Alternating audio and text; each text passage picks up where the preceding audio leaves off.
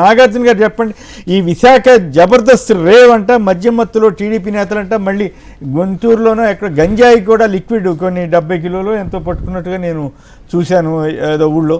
So ఆంధ్రప్రదేశ్లో నిన్న జగన్ గారు కూడా ఈ గంజాయి ఇష్యూ కానీ వీటన్నిటి మీద చాలా గట్టిగా మాట్లాడారు. ఓ పక్కేమో చంద్రబాబు గారు గంజాయి బ్యాచ్లు, బ్లేడ్ బ్యాచ్లు ఎదుటాళ్ళని అంటారు. తీరా చూస్తేనో మెజారిటీ కేసుల్లో ఈ మధ్యకాలంలో దొరికిందని టీడీపీ నేతలవే.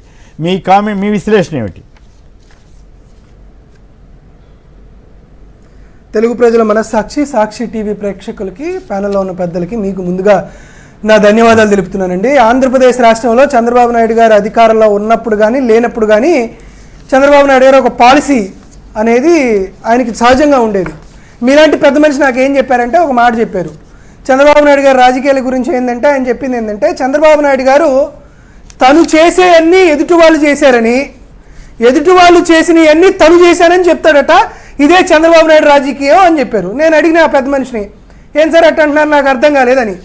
చంద్రబాబు నాయుడు గారు రాజకీయాల్లోకి రౌడీజాన్ని తీసుకొచ్చారు, తను చేశాడు, దాన్ని ఎదుటి వ్యక్తులు చేశారని చెప్తాడు. జగన్మోహన్ రెడ్డి గారు, రాజశేఖర రెడ్డి గారు ప్రాజెక్టు డూ అనాల్సిన అవసరం లేదు మీకు. అంటే వయసులో పెద్దవాడికి దేనికైతే చీఫ్ మినిస్టర్ కాబట్టి ఇది మర్యాదగానే మీరు మామూలుగా మాట్లాడటంలో అది పెద్ద ఆక్షేపణ కాకపోయినా మీరు అనుకుని ఉంటే బాగుంటుంది. రైట్, మీరేమంటారు ఈ గంజాయి ఇష్యూ కానీ ఇవన్నీ కూడా? సార్, గంజాయి విషయం వస్తే వీళ్ళు అధికారంలోకి రాకముందు ఏం చెప్పారు, మేము అధికారంలోకి వస్తే 100 రోజుల్లో గంజాయి లేని ఆంధ్రప్రదేశ్గా తీర్చిదిద్దుతాం అనేది ఫస్ట్ ప్రామిస్. గతంలో వైఎస్ఆర్సీపీ హయాంలో డ్రై ఈస్ట్ వస్తే దేశం మొత్తానికి సరిపడా ఏమంటారు డ్రగ్స్ వచ్చేసినాయి అని అంటే వితౌట్ ప్రూఫ్స్ విష ప్రచారం చేశారు. వీళ్ళు అధికారంలోకి వచ్చిన తర్వాత ఈ ఒక్క ఇన్సిడెంట్ కాదు సార్, ఒక వైజాగ్లో ఈరోజు రేవ్ పార్టీ ఇన్సిడెంట్ కాదు, చూడండి కుప్పంలో గంజాయి దొరికిద్ది. రాష్ట్ర వ్యాప్తంగా ప్రతిరోజు పేపర్లోను టీవీలోను ఎక్కడో చోట మత్తులో, అంటే ఈ డ్రగ్స్ గంజాయి మత్తులో యువత కొట్టుకోవటం, అంటే దాడులు చేసుకోవటం. విశాఖపట్నంలో కూడా అట్లాంటిదే. ఇప్పుడు సేమే కదా, టీడీపీ కొట్టుకున్నారు.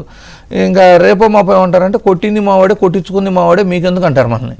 సో బేసికలీ సార్ ఇక్కడ కొన్ని ఇన్సిడెంట్స్ చూడండి. పోలీసుల వాహనంలో గంజాయి, కుప్పం నియోజకవర్గంలో గంజాయి దొరికిన ఇన్సిడెంట్స్ మనం చూస్తున్నవి.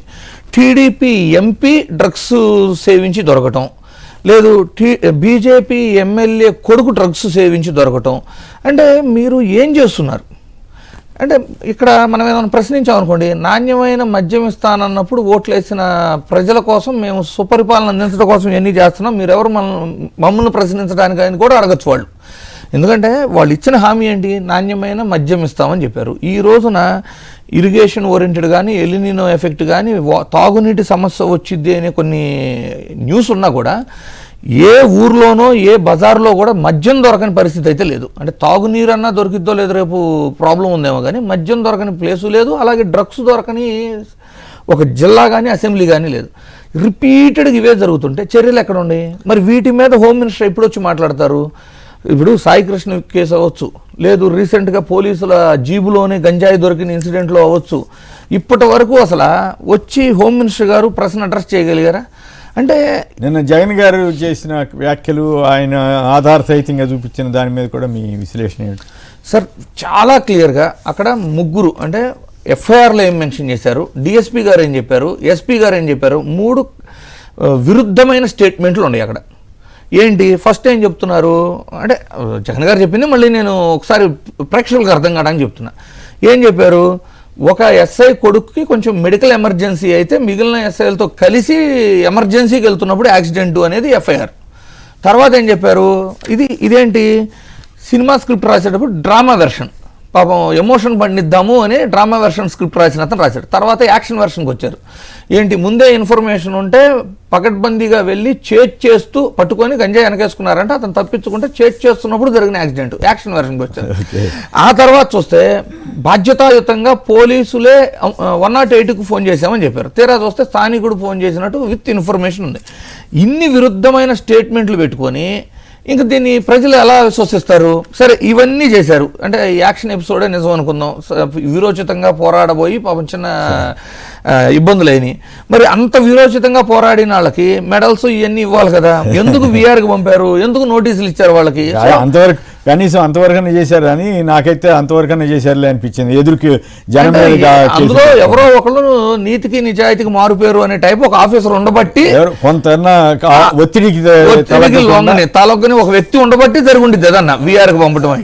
రైట్, నాగార్జున గారు లైన్లోకి రాగలిగారు. నాగార్జున గారు మాట్లాడండి.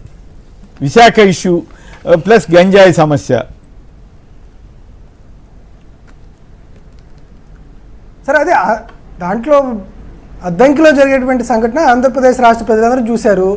సో ఇంద్రనీల్ గారు చెప్తున్నట్లు అక్కడ ఎవరో ఒకరు నిజాయితీ కలిగినటువంటి పోలీస్ అధికారి ఉండడం వల్ల ఇది బాహ్య ప్రపంచానికి తెలిసిందని చెప్పారు. అక్కడ ఒక నిజాయితీ కలిగిన పోలీస్ ఆఫీసర్తో పాటు రెడ్ హ్యాండెడ్గా ప్రజలు పట్టుబడిపోయారు. మామూలుగా సహజంగా ఏం చేస్తారు, ఎవరన్నా ప్రజలు తప్పు చేస్తే పోలీసులు వచ్చి పట్టుకుంటారు. ఇక్కడ కాస్త రిటర్న్ జరిగింది. పోలీసులు తప్పు చేస్తుంటే ప్రజలు వచ్చి పట్టుకున్నారు. ఒకవేళ అక్కడ ప్రజలు లేకపోయిండున్నా, లేకపోతే అక్కడ ఆ యాక్సిడెంట్ జరగకపోయిండున్నా కూడా పోలీసుల యొక్క ప్రైవేటు వాహనంలో జరుగుతున్నటువంటి గంజాయి అక్రమ రవాణా సరఫరా అనేది ఈ బాహ్య ప్రపంచానికి తెలిసి ఉండేది కాదు. దాంతోపాటు అక్కడ ఎఫ్ఐఆర్ కాపీలు ఏమి రాశారు, అక్కడ ఉన్నటువంటి పోలీసు అధికారి యొక్క కుమారుడికి ఎవరికో ఎమర్జెన్సీ అయితే వెళ్ళేటి క్రమంలో యాక్సిడెంట్ జరిగిందన్నారు కదా. మరి అక్కడ ఉన్నటువంటి ఎస్పీ గారు కానీ, లేకపోతే రేంజ్ ఐజీ కానీ, లేకపోతే అక్కడ ఉన్నటువంటి డిఎస్పీ గారు కానీ అడగాల్సినటువంటి ప్రధానమైనటువంటి మౌలికమైన ప్రశ్న ఏంది, మీరు అంత ఎమర్జెన్సీలో వెళ్తున్నప్పుడు తమరి యొక్క కారులో ఎందుకయ్యా గంజాయి ఉంది అని అడగాలి కదా, ఎందుకయ్యా లిక్కర్ బాటిల్ ఉన్నాయని అడగాలి కదా. ఇది అడగకుండా, ఈ ప్రశ్న అడగకుండా ఎందుకు చేశారనేది అర్థం కావట్లా.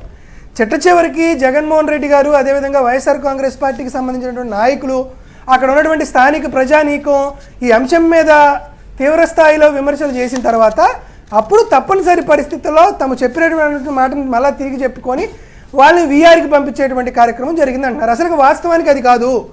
ప్రకాశం జిల్లాలో జరుగుతున్నటువంటి ఒక మైనింగ్ దోపిడీకి ఎవరైతే ఆ మైనింగ్ దోపిడీలో పాత్రదారులు ఉన్నారో వారందరికీ ఒక రేవ్ పార్టీ లాగా ఒక పార్టీ కార్యక్రమం జరిగి అక్కడ మద్యం సేవించి ఆ మద్యం సేవించే కార్యక్రమంలో పాల్గొన్నటువంటి ఆ ఇన్స్పెక్టర్లందరూ కూడా తిరిగి వస్తూ జరిగినటువంటి ప్రమాదం.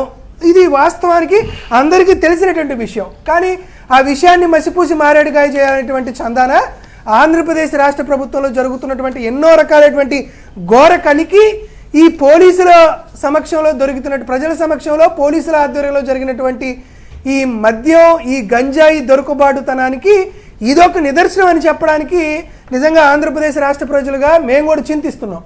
కాబట్టి ఇక్కడ జరుగుతున్నటువంటి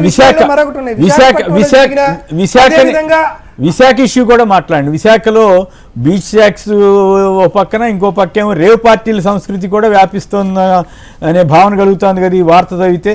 జబర్దస్త్ రేవు మద్యం మత్తులో టీడీపీ నేతల కుమ్ములాటట. సార్, విశాఖపట్నాన్ని వైఎస్ జగన్మోహన్ రెడ్డి గారు ముఖ్యమంత్రిగా ఉండగా విశాఖపట్నాన్ని ఒక గ్రోత్ క్యాపిటల్ గాను, లేకపోతే ఒక గ్రోత్ ఇంజన్ గాను మార్చాలి, ఆంధ్రప్రదేశ్ రాష్ట్రానికి విశాఖపట్నం అనేది ఒక ఆర్థిక వనరుగా ఉండాలనేటువంటి ఒక చాలా గొప్పదనంతో జగన్మోహన్ రెడ్డిగా ఆలోచించారు సార్. అయితే చంద్రబాబు నాయుడు గారు అధికారంలోకి వచ్చిన తర్వాత అదంతా ఉల్టా పల్టా అయింది. వాళ్ళు వచ్చిన కాడి నుంచి విశాఖపట్నంలో బికినీ బీచ్ ఫెస్టివల్ జరగాలి, లేకపోతే విశాఖపట్నం బీచ్లో మద్యం షాపులు, దుకాణాలు ఏర్పాటు చేయాలా, ఇదే పందని జరుగుతుంది. చంద్రబాబు నాయుడు గారు ప్రభుత్వం పాలసీ అలానే ఉంటే ఆ ప్రభుత్వంలో ప్రాతినిధ్యం వహిస్తున్నటువంటి వెన్నుపోటు పార్టీకి సంబంధించినటువంటి కార్యకర్తలు కూడా అదే విధానాన్ని అవలంబిస్తున్నటువంటి వైఖరి నెలకొంది. ఈరోజు ఎవరో ఒక జబర్దస్తి నటి, మరి ఆవిడ పేరు వాటి గురించి ప్రస్తావన మనం చేయకపోయినా కూడా జరుగుతున్న వ్యవహారంలో ఆవిడ రేవ్ పార్టీ జరిగిన దానిపైన అక్కడ ఉన్నటువంటి పోలీస్ కమిషనర్ తీసుకున్నటువంటి చర్యలేంది. నేరుగా అక్కడ ఆ జబర్దస్త్ నటి గారి కోసం జరుగుతున్నటువంటి ఆ కార్యక్రమంలో ఇద్దరు విపిపి పార్టీకి సంబంధించినటువంటి వారు ఇద్దరు ఒకరినొకరు మారణాయుధాలతో పొడుచుకొని వాళ్ళు పోలీసులుగా అడ్మిట్ అయిపోయినటువంటి ఇది మనకి కనపడుతూ ఉంది. సో ఇటువంటి దారుణమైనటువంటి వైఖరి జరుగుతున్నా కూడా పోలీసులు అంటిముట్టినట్టు ఉన్నారు. కానీ కేఎస్ఆర్ లైవ్ షోలో నాగార్జున యాదవ్ తప్పుకు మాట్లాడితే ఇంద్రనీల్ గారు ప్రత్యేకంగా ఇది ప్రభుత్వం చేస్తున్నటువంటి వైఖరిలో ఏదైనటువంటి తప్పులు ఉన్నాయనేటువంటి విమర్శను కానీ చేస్తే మన మీద కేసులు పెడతారు, అరెస్టులు జరుగుతూ ఉంటాయి. కానీ ఇటువంటి దారుణాలు దౌర్జన్యాలు జరిగితే నిమ్మకు నీరెత్తినట్లు పోలీస్ శాఖ ప్రవర్తించేటువంటి వైఖరి నెలకొంది. కాబట్టి నేరుగా ఒక నటీమని, ఒక జబర్దస్త్ ఫేమ్ ఉన్నటువంటి నటిని రేవ్ పార్టీకి తీసుకొచ్చి వారికి సంబంధించినటువంటి బర్త్డే పార్టీలో విపిపి పార్టీకి సంబంధించినటువంటి ఇద్దరు కీలకమైన నాయకులు గొడవ పడి వారు చేతులతో కత్తులు తీసుకొని మారణాయుధాలతో ఒకరినొకరు పొడుచుకొని ఒక భయోత్పాతమైనటువంటి వాతావరణాన్ని సృష్టిస్తే కనీసం వారిపైన చర్యలు తీసుకోకుండా ఉండడం అనేది తెలుగుదేశం పార్టీ చేస్తున్నటువంటి వైఖరికి ఒక నిదర్శనంగా భావిస్తున్నాం. కాబట్టి ఖచ్చితంగా దానిపైన విచారణ జరిగి వాస్తవాలు ప్రజలకు జరగాలి. ఎవరైతే ఈ మారణాయుధాలతో దాడులు చేశారో వారిని ఖచ్చితంగా అరెస్టు చేసి చట్టపరమైన చర్యలు తీసుకోవాల్సిందిగా వైఎస్ఆర్ కాంగ్రెస్ పార్టీ తరఫున విశాఖపట్నం సిపిని డిమాండ్ చేస్తున్నాం.